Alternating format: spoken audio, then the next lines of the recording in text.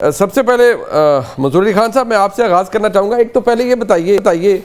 इस वक्त जो हालात हैं, ये सुहेल आफरीदी साहब की आमद हो गई है, पहली तकरीर आपने सुन ली। अच्छा, ये कल से बड़ा एतराज़ हो रहा है एंड आई एम श्योर, मैं ये अज्यूम भी नहीं कर सकता कि आपकी नज़र से ना गुजरा हो, ये जो झंडे वाली एक कंट्रोवर्सी चल रही है, तो उसका दिफा ये हो रहा है कि भाई वो झंडा देखें टेबल पे छोटा पड़ा हुआ है, पीछे से तब्दील अगर हुआ है तो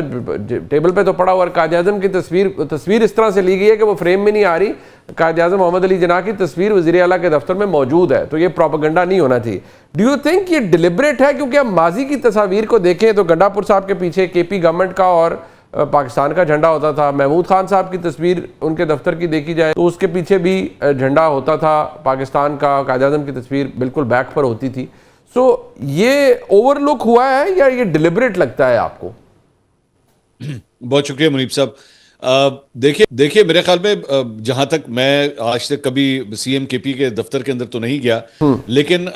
वो मुझे ये लग रहा है जैसे उनका डेस्क जो है ना वो एक्चुअली एक कॉर्नर के ऊपर रखा गया है।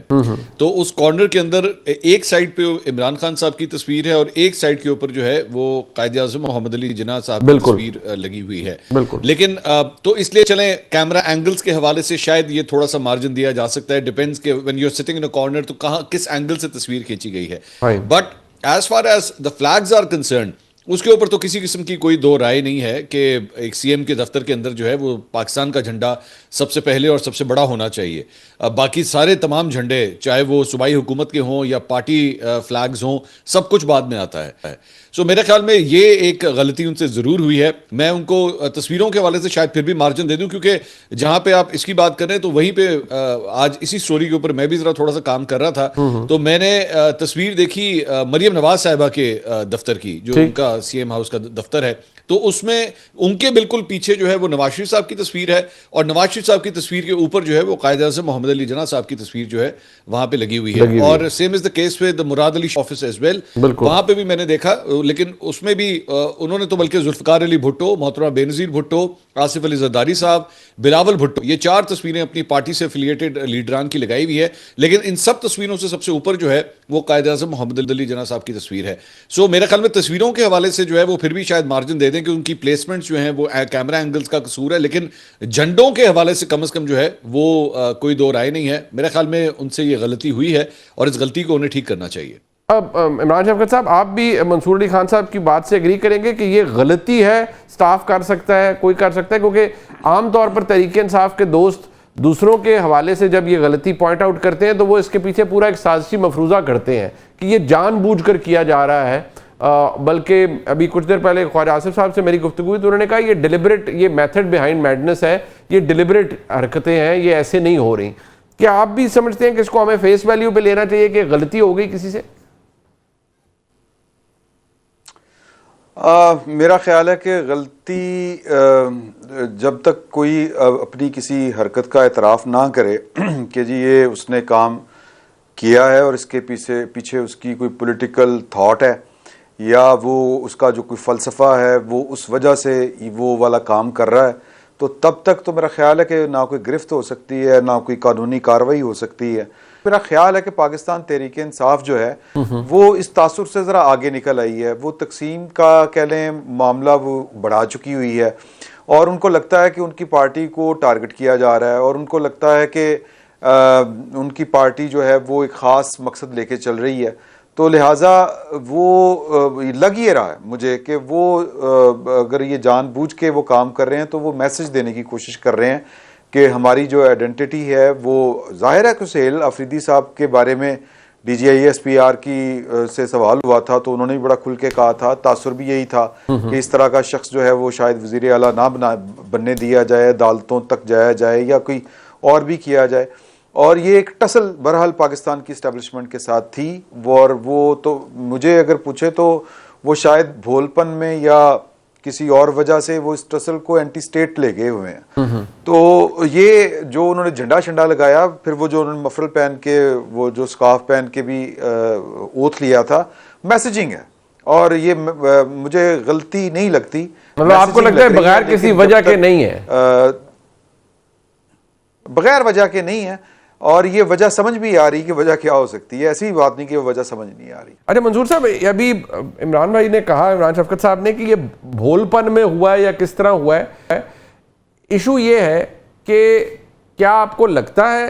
कि इस वक्त जो कुछ हो रहा है, जो कुछ भी सोहेल आफरीदी साहब ने कहा, ये बगैर किसी वजह के है, मतलब उस जज्बे या जज्बात की मैनिफेस्टेशन थी, या जो गुस्सा तहरीक इंसाफ के अंदर भरा हुआ है उसकी मैनिफेस्टेशन थी जो उनकी तकरीर में भी नजर आई? मेरे ख्याल में मुनीब साहब, this has more to do with the gallery. मेरे ख्याल में वो गैलरी के लिए जो आप एक थिएट्रिक्स करते हैं ना, अक्सर हमारे जो पॉलिटिशियंस करते हैं कि जनाब,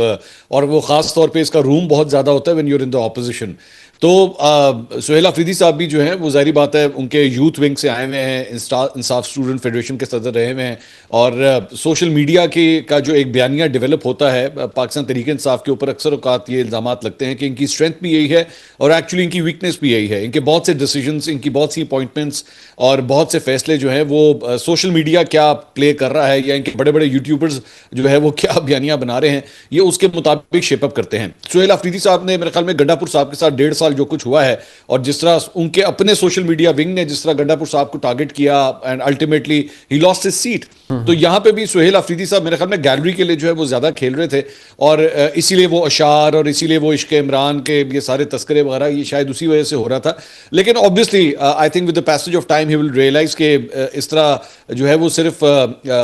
ये लव अफेयर अपना जो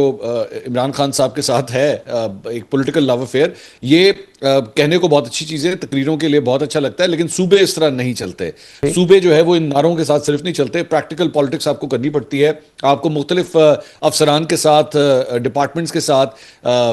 सियासी जमातों के साथ, जिनके साथ आपकी नई भी बन रही होती, जो आपके साथ एक फ्रीक्वेंसी के ऊपर नहीं होते, आपको उनके पास भी जाना पड़ता है, उनसे मीटिंग्स भी करनी पड़ती है। गंडापुर साहब के बारे में आपको याद होगा, बड़ा मशहूर था कि गंडापुर साहब पब्लिक डोमेन के अंदर जो है बड़े धाड़ते थे, ललकारते थे, सर पे कफन बांधने की बातें करते थे, अगर इमरान खान को वापस ना लेकर आए तो सियासत छोड़ने की बातें करते थे। लेकिन उसके बाद में ये बातें पता लगी कि जब मीटिंग्स में जाके बैठते थे तो बिल्कुल एक अच्छे बच्चे की तरह मीटिंग के डेकोरम का भी बड़ा ख्याल रखते थे। फील्ड मार्शल के सामने जब बैठते थे तो उनकी बॉडी लैंग्वेज और लैंग्वेज दोनों जो है वो बिल्कुल डिफरेंट होती थी। सोहेल आफरीदी साहब ने यह आगाज जरूर किया है, लेकिन क्या ये रिजल्ट्स वो निकाल सकेगा जो गंडापुर साहब से एक्सपेक्टेड थे? I think it's still a long way to go. अब मैं तो अक्सर सोहेल आफरीदी साहब को जो है वो शाहिद अफरीदी साहब के साथ कंपेयर करता हूं कि शाहिद अफरीदी साहब चलने पे आते थे, बल्ला चलने पे आता था तो वो 100 करके भी जाता था, वो छक्कों की बारिशें भी करता था, और जब नहीं करना होता था तो पहले ओवर में जो है वो भी अफरीदी साहब भी जो है वो वापस आ जाते थे पेविलियन। अब देखते हैं सोहेल अफरीदी साहब की जो इनिंग है वो बूम बूम होती है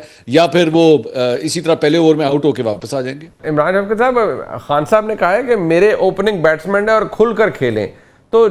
जो एस्टेब्लिशमेंट के साथ ताल्लुकात तहरीक इंसाफ के इन जनरल हैं, और जो इम्प्रेशन था, यानी वफाकी हुकूमत ने कहा जी कि एक क्रिमिनल माइंडेड शख्स को बनाया जा रहा है वज़ीर आला वो बन गए हैं because they had the numbers. क्या ताल्लुक होगा? वही जो मंसूर अली खान साहब ने कहा है कि पब्लिक डोमेन में बस बड़कें लगेंगी और जब असल मामलात होंगे तो वहाँ पर सुकून किया जाएगा, बहुत इज़्ज़त एहतराम से पेश आया जाएगा? मेरा ख्याल है कि मंसूर अली खान साहब बात दुरुस्त कर रहे हैं, क्योंकि जब चीज़ों को फेस करना पड़ता है तो या जिसको कहते हैं दू बदू जब मुलाकातें होती हैं तो वो जो प्रेशर्स होते हैं, शख्सियात के जो दबाव होते हैं, जो आंखों में हया होती है, और फिर वो जो एक कह लें कि जो स्टेट का जो बिज़नेस होता है वो कुछ और अंदाज से रन करता है। हाँ, अगर इन्होंने मतलब ये कि वही जिस तरह गैलरी की बात कर रहे हैं कि गैलरी का जो प्रेशर लेना शुरू कर दिया, और जो पाकिस्तान तहरीक इंसाफ के आम वोटर सपोर्टर और इनका सोशल मीडिया के ऊपर जिस तरह का बयानिया लेके चला जाता है कि मर दो, मार दो, ये कर दो, वो कर दो, तो अगर उसी तरफ उन्होंने वो वाला प्रेशर ले लिया तो फिर शायद हुकूमत भी ना चल सके, शायद उनकी वजारत आला भी ना चल सके। इसका अंदाज़ा जो है वो चूँकि एक पोलिटिकल वर्कर हैं, उनको मेरा ख्याल है कि अंदाज़ा होगा कि इसके नताइज जो हैं वो क्या बरामद हो सकते हैं। इस तरह की मार धाड़ वाली सियासत अगर वो पब्लिक के लिए करें, पब्लिक की जो कंजम्पशन होती है उसके लिए करें तो एक अलग बात है, लेकिन अब किसी हाई लेवल की मीटिंग में वो बैठ के इसी तरह की बात करें कि नहीं पहले इमरान खान को लेके आएँ तो फिर अगली बात होगी, या ये मैं ऑपरेशन जो है वो लिख के दे रहा हूँ कि ये केपी में ऑपरेशन नहीं हो सकता और यहाँ से फ़ौजें निकाल ली जाएँ, इस तरह की अगर उन्होंने कोई हरकतें की, इस तरह के फैसले उन्होंने किए जो कि बहुत मुश्किल काम है, ये मेरा नहीं ख्याल कि वो कर पाएंगे, लेकिन अगर किया तो फिर जो वफाक है उसके पास लामहदूद इख्तियारात हैं और बहुत कुछ हो सकता है। तो मेरा नहीं ख्याल कि ऐसी सूरत जो है वो बनेगी और सुहेल अफरीदी साहब उस तरफ जाएंगे कि मामला ज़्यादा ख़राब हों, क्योंकि जो केपी गवर्नमेंट है ये इमरान खान साहब का आखिरी मोर्चा है। अगर ये भी उनके हाथ से चला गया तो फिर पीछे बचेगा क्या?